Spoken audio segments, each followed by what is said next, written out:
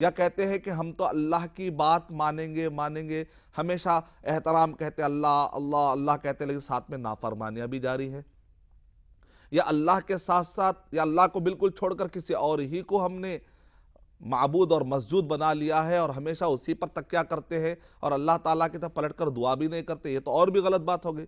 یا اللہ کو رکھ کر کسی کو شریک کرتے ہیں تو یہ تو اور بھی بری بات ہو گئی۔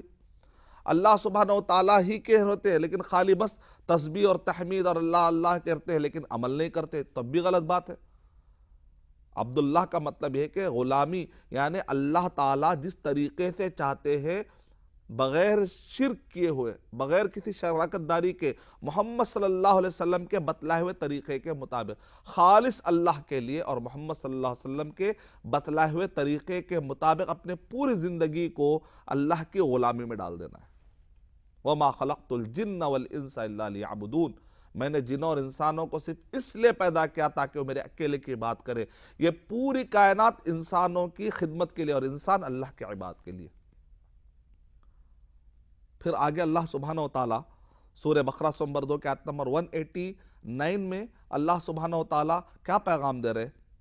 جہاں پر چاند کا ذکر آ رہا ہے، یسألونک عن الأہلہ قل ہی مواقیت للناس والحج ولیس البر بأن تأتوا البیوت من ظہورها ولکن البر من اتقى وأتوا البیوت من ابوابها واتقوا اللہ لعلکم تفلحون۔ یعنی اللہ سبحانہ و تعالیٰ سورہ بقرہ نمبر 2 کے آیت نمبر 187 میں کیا کہہ رہے ہیں اللہ سبحانہ وتعالیٰ؟ كَذَلِكَ يُبَيِّنُ اللَّهُ آيَاتِهِ لِلنَّاسِ لَعَلَّهُمْ يَتَّقُونَ، تقوی کا ورڈ آیا۔ سورہ بقرہ سورہ نمبر 2 کے آیت نمبر 189 میں اللہ سبحانہ وتعالیٰ کیا کہہ رہے ہیں؟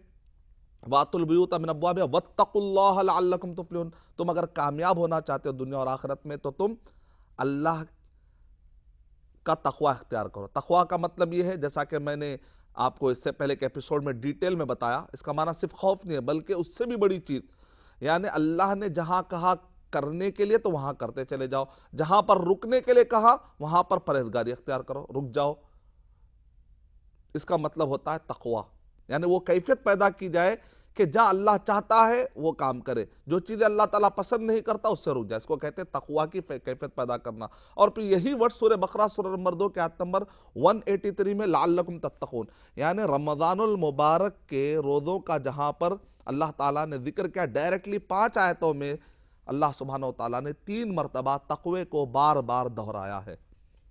اس سے ہمیں پتہ چلتا ہے رمضان المبارک میں خاص طور سے خیال رکھے کہ کسی بھی طریقے کی نافرمانی